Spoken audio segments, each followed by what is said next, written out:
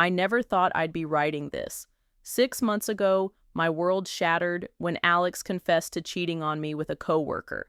After 5 years together, 3 of them married, I felt blindsided. I screamed, threw things, demanded details, then begged them to leave. That night, I posted a long, tearful rant on this sub that got thousands of sympathetic comments. I was the wronged spouse, the victim, the one deserving everyone's support and Alex's eternal remorse. I was so sure of my righteousness. Looking back now, I can see the events that led to that confession. We'd been fighting more than usual. Alex had been working late on a big project, and I was convinced it was just an excuse to avoid me. Every night they came home, I'd interrogate them about where they'd been, who they'd talked to. I'd check their phone when they were in the shower, scroll through their emails while they slept. The weekend before the confession, we attended a friend's wedding. Alex had one too many drinks and was chatting animatedly with an old college friend. I created a scene, accused them of flirting right in front of me, and demanded we leave immediately. In the car, I unleashed a tirade about how they always embarrassed me, how they couldn't be trusted. When we got home, Alex tried to explain that they were just catching up with an old friend, but I locked myself in our bedroom and refused to speak to them for 2 days. On the third day, I found Alex sitting at our kitchen table at 5 a.m., looking like they hadn't slept. Their eyes were red-rimmed, hands wrapped around a cold cup of coffee. "I need to tell you something," they said, "and I know it's going to hurt you, and I'm so sorry for that." The confession came out in pieces. A coworker, emotional support during months of feeling isolated and criticized at home, one night of physical intimacy after a company event 3 weeks earlier, overwhelming guilt ever since. "I've been trying to figure out how to tell you," Alex said, voice barely above a whisper. "I know there's no excuse, but I can't keep living like this. The affair was wrong, but our marriage has been broken for a long time, and I think we both know it." I didn't hear the part about our broken marriage. All I heard was betrayal, and I reacted exactly as Alex had feared, with explosive rage followed by collapsing into victimhood. Alex asked if we could try couples therapy before ending things completely. I agreed only because I wanted an audience for my pain, someone professional to validate how badly I'd been wronged. I honestly expected the therapist to take one look at the situation and tell Alex what a terrible person they were. That's not what happened. Our therapist, Dr. Winters, was gentle but direct from our first session. She asked us both to describe our relationship history, not just the infidelity, but everything leading up to it.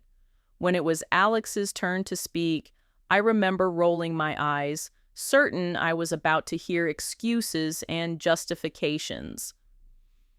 Instead, Alex spoke quietly about feeling invisible for years, about how they'd tried to communicate their unhappiness dozens of times, only to have me dismiss those concerns or somehow turn the conversation around to my own feelings. They described walking on eggshells, afraid of my explosive reactions to any perceived criticism. They talked about how I would shut down any discussion that made me uncomfortable by either exploding in anger or playing the victim until they apologized, even when they had legitimate concerns. "That's not true," I interrupted. "I've always been supportive. I'm not some monster." Dr. Winters asked me gently, "Can you think of specific times when Alex tried to tell you they were unhappy and how you responded?" I opened my mouth to argue, but suddenly memories started flooding back. Alex telling me they felt lonely in our marriage, and me accusing them of being ungrateful for all I did. Alex suggesting we spend more quality time together, and me saying they were being clingy and I needed my space. Alex expressing that they felt criticized by my suggestions about their appearance, and me telling them they were too sensitive. Alex saying they felt our intimacy was suffering, and me making them feel shallow for prioritizing just sex over everything else I contributed to our relationship. As these memories cascaded through my mind, Dr. Winters asked Alex to share what led to the infidelity. They described months of emotional connection with someone who actually listened to them, validated their feelings, and didn't make them feel small for having needs. "I know what I did was wrong," Alex said, tears streaming down their face. "There's no excuse for cheating. I should have just left. But I felt so trapped and worthless in our relationship that when someone finally saw me as a person with valid feelings, I couldn't resist that connection. I wanted to be angry. I wanted to storm out and tell everyone how Alex was trying to justify their betrayal. But something stopped me, perhaps the gentle, non-judgmental atmosphere Dr. Winters had created, or maybe just exhaustion from years of maintaining my narrative." In our third session, Dr. Winters introduced the concept of emotional abuse.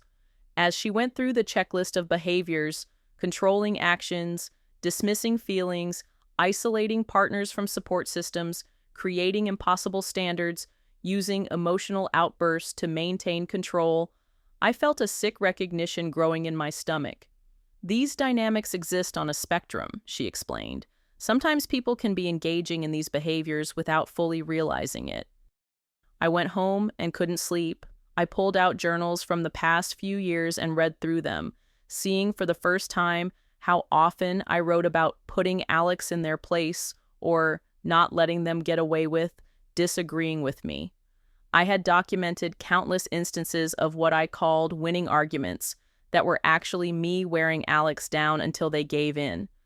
The next day, I created a new account and started reading posts on relationship abuse forums, but not as the victim I'd always identified as. With growing horror, I recognized my behaviors described by other people's suffering partners. In our fifth session, I finally broke down. "I think I've been emotionally abusing you," I told Alex, barely able to look at them. My voice cracked as the words came out. "I've been so convinced of my own victimhood that I couldn't see what I was doing." Dr. Winters asked me to elaborate on what I meant. The room felt too hot, too small, as years of my behavior crystallized in my mind with sickening clarity. "I've been controlling you in ways I never admitted to myself," I said, tears streaming down my face. "When you got that promotion 2 years ago, I wasn't really happy for you. I was threatened because you'd have new friends, new experiences that didn't involve me. So I criticized your work stories, made snide comments about your colleagues until you stopped sharing that part of your life with me." Alex sat completely still, watching me with wide eyes. "Remember when you wanted to reconnect with your college friends? I convinced you they were a bad influence, that they didn't respect our relationship. The truth is, I was terrified they'd remind you of the person you were before me, someone with dreams and ambitions I worried might not include me." My hands were shaking. "I've turned every argument into a referendum on your character, while positioning myself as perfect. When you tried to tell me how my words hurt you, I'd remind you of everything I'd sacrificed for us, how much I did for you, until you'd end up comforting and reassuring me instead. The validation seeking, the jealous accusations, the way I positioned myself as superior in our relationship, the constant criticism thinly veiled as just trying to help you be your best self, the threats to leave whenever I didn't get my way, it all came pouring out. The worst part," I whispered, "is that I made you feel crazy for even suggesting I might be hurting you. I'd twist everything around until you were apologizing to me. Even when I was the one who caused the problem, you couldn't even have feelings without me making them about me." I finally forced myself to look directly at Alex. "I understand now why you felt so alone, why you looked for connection elsewhere. You've been drowning for years, and instead of offering my hand, I pushed your head back underwater while telling everyone what a great lifeguard I was." Alex began to cry, not from joy at my realization, but from the relief of finally being seen and heard. Dr. Winters handed them a tissue. "For 5 years," Alex said softly, "I've been trying to find the right words, the perfect way to explain how I felt without setting you off. I thought if I could just communicate better, you'd understand. I never thought I'd actually hear you say these things." That was 4 months ago. We're still in therapy, both couples and individual. Alex and I are separated now. living apart while we work on ourselves. The infidelity was wrong. We both acknowledge that. But it was a symptom of a deeply broken relationship, not the cause. I'm posting this because I see so many stories here about cheating partners, and the comments are always filled with righteous anger and calls for immediate divorce. Sometimes that's absolutely the right call, but sometimes, like in my case, the story is more complicated. I thought I was posting here 6 months ago as the victim of the worst kind of betrayal. It turns out I had been betraying Alex for years by systematically dismantling their self-worth and autonomy. The cheating was wrong, but it was a desperate grasp for humanity from someone I had spent years dehumanizing. If you're reading this and something feels uncomfortably familiar, please consider whether you might be contributing to the dysfunction in ways you haven't admitted to yourself.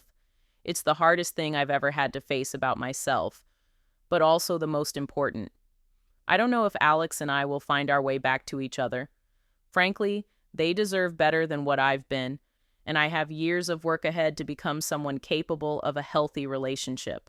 But I do know that this painful awakening has been the most important journey of my life. The real betrayal in our marriage wasn't the one-night stand. It was the years I spent making my partner feel worthless while convincing myself I was the perfect spouse. An update. Thank you for all the advice and supportive comments. To answer some common questions, yes, I'm in intensive individual therapy alongside our couples sessions. No, this doesn't excuse cheating. Alex takes full responsibility for that choice. For those asking about signs you might be the toxic one, constantly feeling like the victim while everyone else is wrong, keeping score in your relationship, using silent treatment as punishment, needing to win arguments rather than resolve conflicts, and feeling entitled to your partner's time, attention, affection, without considering their needs. We're taking reconciliation very slowly. Trust has been broken on both sides.